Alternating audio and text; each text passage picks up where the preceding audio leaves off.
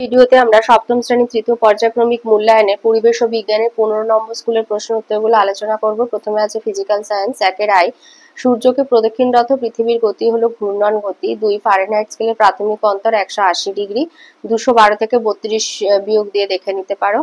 3 একটি বিক্ষিপ্ত প্রতিফলনের উদাহরণ হলো সিনেমার পর্দার প্রতিফলন। 4 অ্যামোনিয়াতে নাইট্রোজেন মৌলের যোজ্যতা হলো 3। 5 টক দইতে থাকে সাইট্রিক অ্যাসিড। 2 এর শূন্যস্থান পূরণ করো। আইতে বলেছে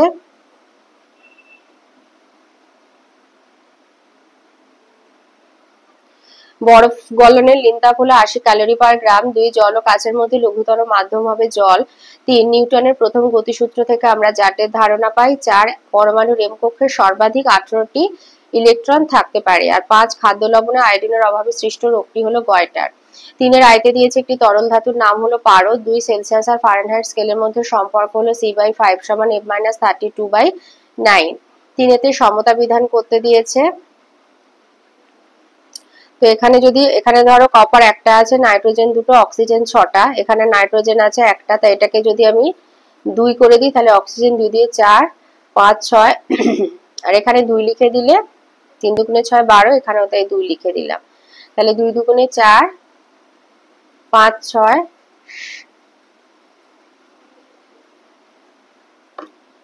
এটা 4 করতে হবে। 4 4 4 করে দিলে 4টে কপার, এখানে 2 দুগুণে 4টে কপার,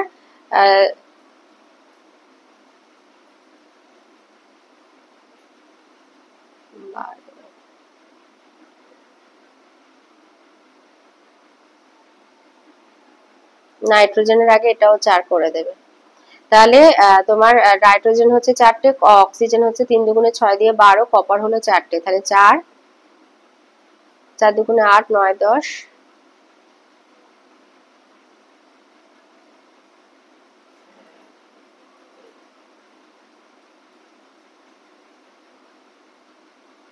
আচ্ছা এটা 2 করবে, এটা 2 রাখবে, 2 মানে 2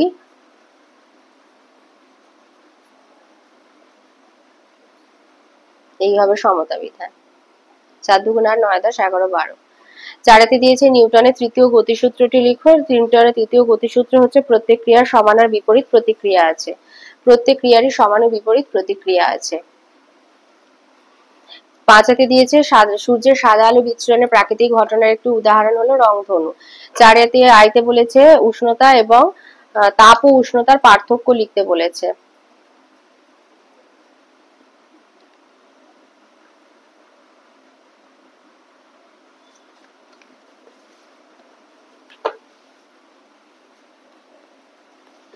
লিখবে তাপ হচ্ছে এক প্রকার শক্তি।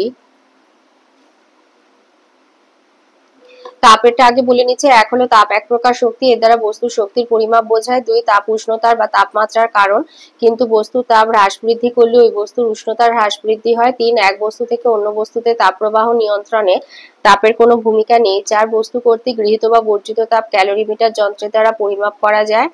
5 সিজিএস পদ্ধতিতে তাপের একক ক্যালোরি, এসআই পদ্ধতিতে জুল। 6 দুইটি বস্তু একই উষ্ণতায় থাকলেও তাদের তাপের পরিমাণ সমান নাও হতে পারে। 7 অবস্থা পরিবর্তনের সময় বস্তুর মোট তাপের পরিবর্তন হয়।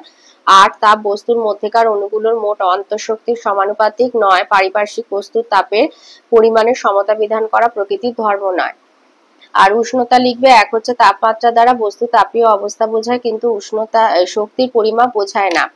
2 তাপমাত্রা হলো তাপের ফল। 3 হচ্ছে দুটি বস্তুর মধ্যে তাপ প্রবাহ সৃষ্টির জন্য তাপমাত্রায় দায়ী। তাপমাত্রা পার্থক্যের ফলে এই তাপ প্রবাহ দেখা যায়। 4 তাপমাত্রা থার্মোমিটারের দ্বারা পরিমাপ করা যায়। 5 সিজিএস পদ্ধতিতে তাপমাত্রার একক হলো সেলসিয়াস, এসআই পদ্ধতিতে কেলভিন।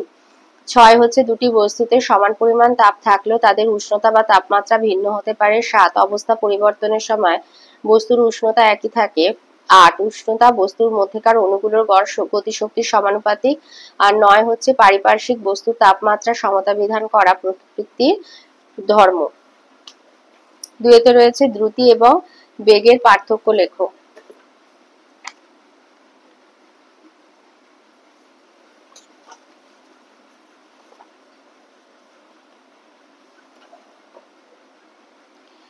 দ্রুতি হচ্ছে এক হলো কোনো গতিশীল বস্তু সরল বা বক্রপথে একক সময়ে যে দূরত্ব অতিক্রম করে তাকে ওই বস্তুর দ্রুতি বলে। 2 দ্রুতির কেবল মান আছে, অভিমুখ নেই। 3 সমদ্রুতি সম্পন্ন বস্তু সমবেগ সম্পন্ন নাও হতে পারে। 4 গতিশীল বস্তু দ্রুতি শূন্য হতে পারে না। 5 দ্রুতির মান আছে কিন্তু অভিমুখ নেই, তাই দ্রুতি সর্বদা ধনাত্মক। আর বেগ হচ্ছে কোনো গতিশীল বস্তু একক সময়ে নির্দিষ্ট দিকে যে দূরত্ব অতিক্রম করে তাকে বেগ বলে। 2 বেগের নির্দিষ্ট মান আর অভিমুখ 2 বর্তমান। 3 সমবেগ সম্পন্ন বস্তু সমদ্রুতি সম্পন্ন হবেই। 4 গতিশীল বস্তুর বেগ শূন্য হতে পারে। 5 বেগের মান ও অভিমুখ থাকা এটি ধনাত্মক বা ঋণাত্মক 2 হতে পারে।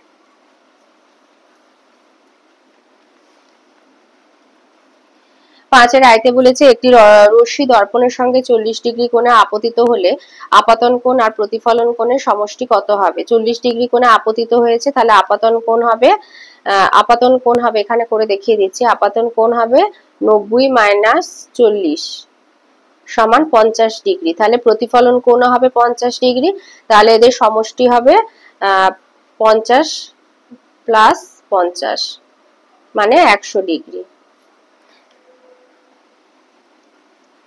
দুইতে বলেছে পরমাণু নিস্তড়িত হয় কেন?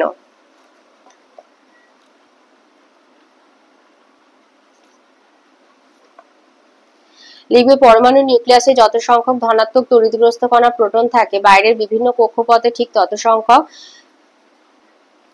ঋণাত্মক তড়িৎগ্রস্ত কণা ইলেকট্রন থাকে। আবার প্রোটনে ইলেকট্রনের আধান সমান হয়, পরমাণুর মোট আধান শূন্য হয়, তাই পরমাণু নিস্তড়িত হয়। 3 বলেছে পরমাণু ক্রমাঙ্ক বা পারমাণবিক সংখ্যা কাকে বলে?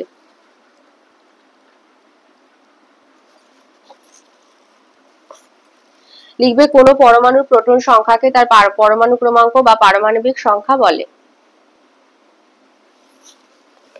4 দিয়েছে আলোর প্রতিফলনের সূত্রগুলি লেখো। আলোর প্রতিফলনের সূত্র হচ্ছে আপাতন কোণ প্রতিফলন কোণ সমান হবে আর আপাতন বিন্দুতে অঙ্কিত অভিলম্ব, এই যে আপতিত রশ্মি প্রতিফলিত রশ্মি, আপতিত রশ্মি প্রতিফলিত রশ্মি এবং আপাতন বিন্দুতে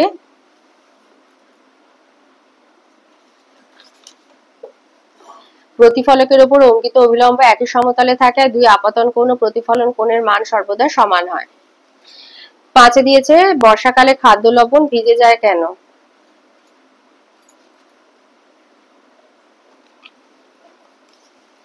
লিখবে খাদ্য লবণ বা নুনের মূল উপাদান হচ্ছে সোডিয়াম ক্লোরাইড। এছাড়াও নুনে ক্যালসিয়াম আর ম্যাগনেসিয়ামে ক্লোরাইড লবণ মিশে থাকে। সোডিয়াম ক্লোরাইড বাইরে থেকে জল শোষণ করতে পারে না, কিন্তু ক্যালসিয়াম ক্লোরাইড আর ম্যাগনেসিয়াম ক্লোরাইড উদ্গ্রাহী পদার্থ অর্থাৎ বাইরে থেকে জল শোষণ করতে পারে, ফলে ওই জলে খাদ্য লবণ ও নুন দ্রবীভূত হয়ে যায় এবং গলে যায়। তাহলে আমাদের যে নুন আমরা খাই বা লবণ আমরা ব্যবহার করি তাতে সোডিয়াম ক্লোরাইড, ক্যালসিয়াম ক্লোরাইড আর ম্যাগনেসিয়াম ক্লোরাইড থাকে। 6 বলেছে মাটির কলসিতে জল ঠান্ডা থাকে কেন? লিখবে যে মাটির কলসির গায়ে অসংখ্য ক্ষুদ্র ক্ষুদ্র ছিদ্র থাকে, তো এই ছিদ্র পথে কিছুটা জল কলসির বাইরে বেরিয়ে আসে। এই যে ছিদ্র থাকে ওই ছিদ্রগুলি দিয়ে সামান্য পরিমাণ জল কলসির বাইরে বেরিয়ে আসে, তখন তার বাষ্পীভবন ঘটে, ফলে দরকার হয় লিন তাপের। ওই বেরিয়ে আসা জল তখন কলসি আর কলসির ভেতরে থাকা জল থেকে প্রয়োজনীয় লিন তাপ সংগ্রহ করে, ফলে কলসি আর কলসির জল তাপ হারিয়ে ঠান্ডা হয়ে পড়ে। 6 আয়তে বলেছে এখানে একটা সোডিয়াম পরমাণু দিয়েছে, বলেছে প্রোটন, ইলেকট্রন আর নিউট্রন সংখ্যা লেখো, পরমাণুটির ইলেকট্রন বিন্যাস লেখো।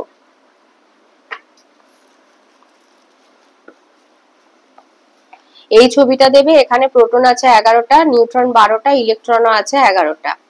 এই ছবিটা দিয়ে দেবে। 2 একটা অঙ্ক দিয়েছে, বলেছে 10 সেকেন্ডে একটা বস্তুর প্রাথমিক বেগ 30 মিটার পার সেকেন্ড থেকে অন্তিম বেগ হচ্ছে 35 মিটার পার সেকেন্ড। তাহলে প্রাথমিক বেগ ইউ হচ্ছে 30 মিটার পার সেকেন্ড আর অন্তিম বেগ ভি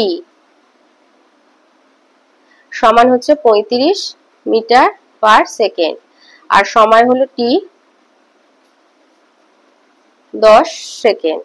তাহলে ত্বরণ এফ সমান V minus you by T. তাহলে 35 মাইনাস 30 বাই 10, তাহলে 5 এর 10 সমান হচ্ছে 0.5 মিটার পার সেকেন্ড স্কোয়ার। ত্বরণ হলো 0.5 মিটার পার সেকেন্ড স্কোয়ার।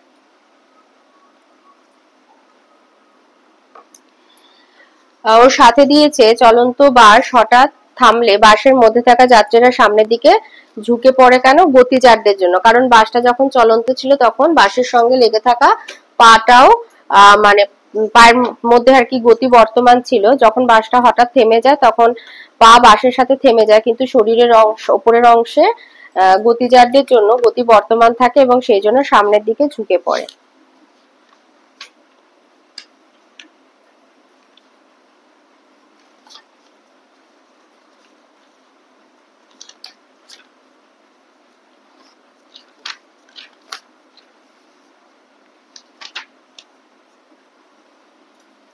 এই যে গতিজারদের জন্য এরকম হয়, চলন্ত বাস বা গাড়িতে যাত্রী দেহ সম্পূর্ণ গতিশীল হয়। বাসটি থামার সঙ্গে সঙ্গে দেহের নিচের অংশ বাসের সঙ্গে সংস্পর্শে থাকে বলে স্থির হয়ে যায়, কিন্তু দেহের উপরের অংশ গতিজারদের জন্য গতি বজায় রাখতে চেষ্টা করে, ফলে যাত্রীরা সামনের দিকে ঝুঁকে পড়ে।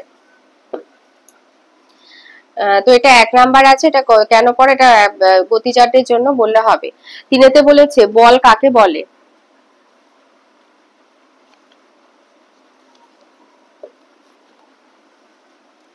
এই যে বল কাকে বলে এটা লিখবে, যা প্রয়োগ করে স্থির বস্তু সচল হয় বা সরলরেখার সমবেগে গতিশীল বস্তুর বেগের মান বা অভিমুখ পরিবর্তিত হয়, তাকেই বল বলে। ওর সাথে দিয়েছে নিউটন এবং ডাইনের মধ্যে সম্পর্কটি লেখো।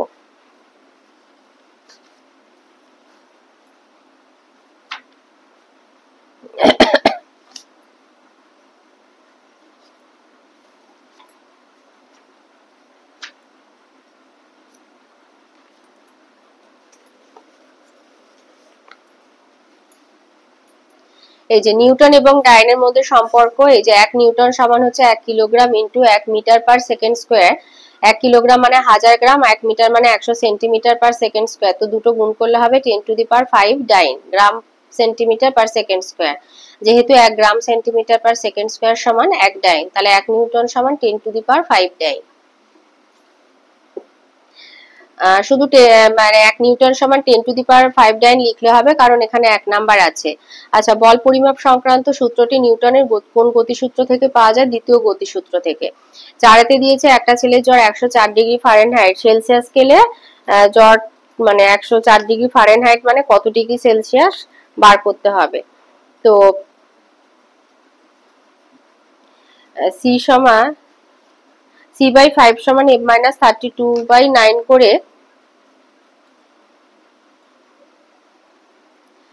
তো লিখবে যে c/5 সমান f-32/9। এখন প্রদত্ত হচ্ছে f সমান হচ্ছে 104 ডিগ্রি।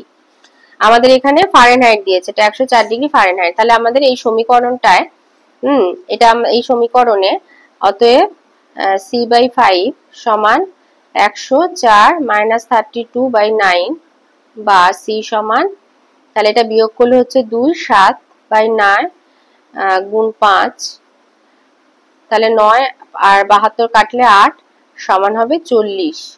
অতএব সেলসিয়াস স্কেলে হবে 40 ডিগ্রি সেলসিয়াস।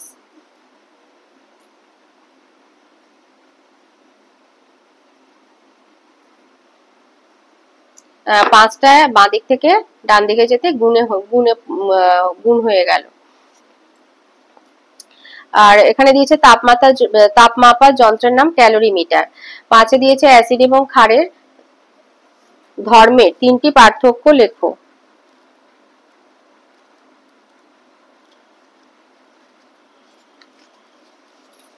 অ্যাসিড এবং ক্ষারের ধর্মে 3টে পার্থক্য তোমাদের বইয়ের 112 পাতায় রয়েছে। অ্যাসিডের ধর্ম 1 হচ্ছে সাধারণভাবে অ্যাসিডের স্বাদ টক, 2 অ্যাসিডে দ্রবণ নীল লিটমাসকে লাল করে, আর 3 অ্যাসিড জলীয় দ্রবণে হাইড্রোজেন আয়ন উৎপন্ন করে। ক্ষারের ধর্ম 1 হচ্ছে সাধারণভাবে ক্ষার স্বাদে কষা, 2 ক্ষারের দ্রবণ লাল লিটমাসকে নীল করে, আর 3 ক্ষার জলীয় দ্রবণে হাইড্রক্সিল আয়ন উৎপন্ন করে। 6-তে দিয়েছে মানবদেহে ক্যালসিয়াম এবং আয়রনের প্রয়োজনীয়তা উল্লেখ করো।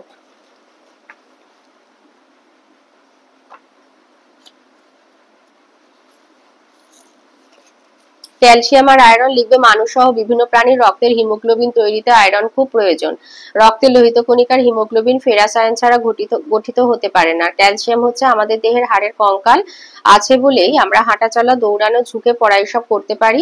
হাড়ের প্রধান উপাদান হলো ক্যালসিয়ামের ফসফেট যৌগ। এছাড়াও কোষের অনেক কাজ ক্যালসিয়াম আয়ন ছাড়া চলবে না। ওর সাথে আছে কলিচুন জলীয় দ্রবণে কি কি আয়ন উৎপন্ন করে? ক্যালসিয়াম আয়ন আর হাইড্রক্সিল আয়ন উৎপন্ন করে, Ca+ আর OH-। লাইফ সায়েন্সে আসি। একের আই চুলে যে প্রোটিন থাকে তা হলো কেরাটিন। 2 হিমোগ্লোবিন দেহের কোথায় থাকে? লোহিত রক্তকণিকায়। 3 টেরাচোক যে মৌলের অভাবে হয় তা হলো আয়োডিন। 4 জলবাহিত রোগটি হলো কলেরা। 5 মানসিক অসুস্থতা হলো ডিপ্রেশন। 6 মিনামাটা রোগটি যার জন্য দায়ী হলো পারদ। 2 দিয়েছে শূন্যস্থান পূরণ। আয়তে বলেছে হিমবাহ গলে যাওয়ার কারণ হলো বিশ্ব উষ্ণায়ন। 2 মার্কিন মহাকাশ গবেষণা সংস্থাটির নাম নাসা। 3 ভিটামিন সি এর অভাবজনিত রোগ হলো স্কারভি। আর 4 যে বস্তুগুলি অ্যালার্জি সৃষ্টি করে তাদের অ্যালার্জেন বলে। 3 আছে সত্য মিথ্যা। আয়তে বলেছে পুরুষ মশার প্রবেশিস ভোঁতা, ঠিক।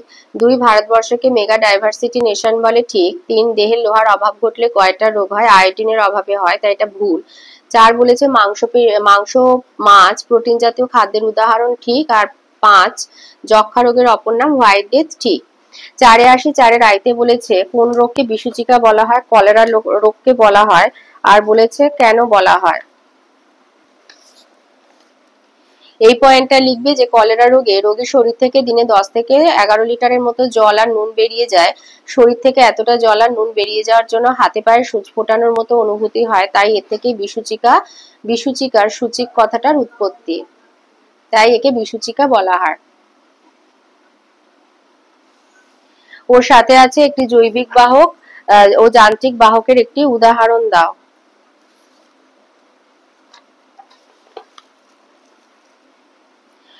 জৈবিক বাহক হলো মশা আর যান্ত্রিক বাহক হচ্ছে সাধারণ মাছি। জৈবিক বাহক হলো মশা, যান্ত্রিক বাহক সাধারণ মাছি। 2 দিয়েছে পরিবেশ দূষণের 3টি কারণ লেখো।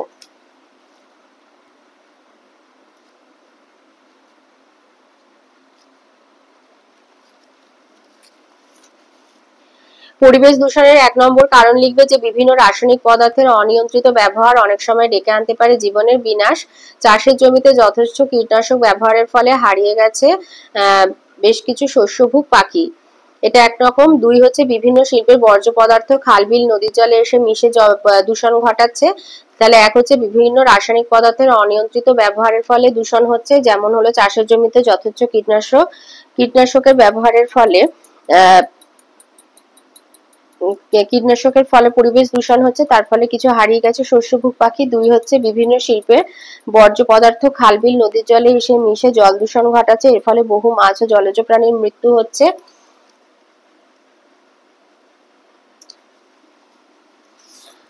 বলেছে পরিবেশ দূষণের 3টি কারণ লেখো।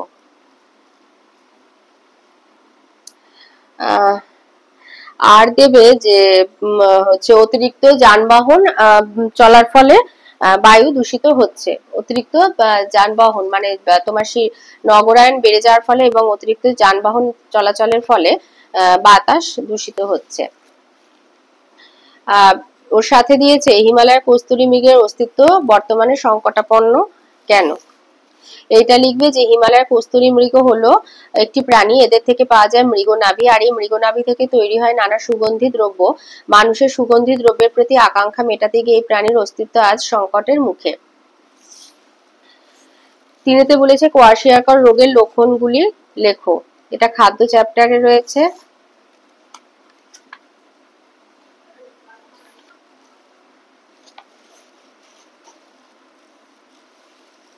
এই যে এটা লিখবে কোয়াশিয়াকার রোগের শিশুরা শিশু মানে 1 থেকে 4 বছর বয়স্ক শিশুদের মধ্যে কোয়াশিয়াকার রোগের আধিক্য দেখা যায়। এটা অপুষ্টিজনিত একটি রোগ।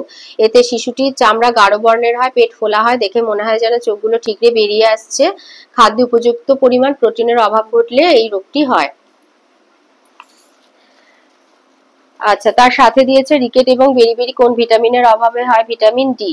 4 বলেছে জীববৈচিত্র্যের 3টি গুরুত্ব লেখো। ওর সাথে আছে জীববৈচিত্র্য হ্রাসের 2টি কারণ লেখো।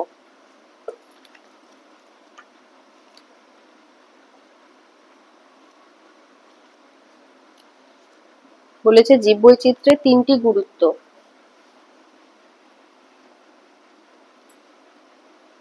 এই যে সংক্ষেপে জীববৈচিত্র্যের গুরুত্ব, এক হচ্ছে খাদ্যের উৎস, বিভিন্ন ধরনের খাদ্যশস্য কৃষিজ উৎপাদন বাড়াতে সাহায্য করে।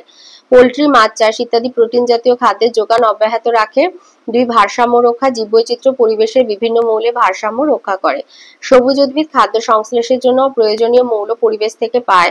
মাটিতে উপস্থিত বিভিন্ন অণুজীব মৃত জীবের দেহ ও বর্জ্য পদার্থগুলিকে মাটিতে মিশিয়ে দেয়। 3 হলো পরিবেশ দূষণ রোধ, অণুজীবরা বিভিন্ন বর্জ্য পদার্থকে ভেঙে ওইসব পদার্থের ক্ষতিকর প্রভাব দূর করে। সবুজ উদ্ভিদ খাদ্য তৈরির সময় বাতাসের কার্বন ডাই অক্সাইড শোষণ করার অক্সিজেন পরিত্যাগ করে বাতাসে কার্বন ডাই অক্সাইড ও অক্সিজেনের ভারসাম্য নিয়ন্ত্রণ করে। ওর সাথে আছে জীববৈচিত্র্য হ্রাসের কারণ, 2টি কারণ বলেছে। এই যে জীববৈচিত্র্য বিনাশের মূল কারণ, এক হচ্ছে হারিয়ে যাচ্ছে বাসস্থান বা বাসস্থানের অবলুপ্তি, কাঠের শৌখিন আসবাবপত্র তৈরি, চাষের জমি বাড়ানো, থাকার জায়গা বাড়ানো প্রভৃতির কাজের জন্য জঙ্গলের গাছ কেটে ফেলা হয়, ফলে বহু প্রাণীর বাসস্থান ধ্বংস হয়ে যাচ্ছে। 2, চোরা শিকার বা অবৈধ শিকার, জন্তুর হাড়, দাঁত, চামড়া বা শিং পাওয়ার লোভে চোরা শিকারীরা বিভিন্ন প্রাণীকে হত্যা করে, এর ফলে বহু জীববৈচিত্র্য ধ্বংস হচ্ছে।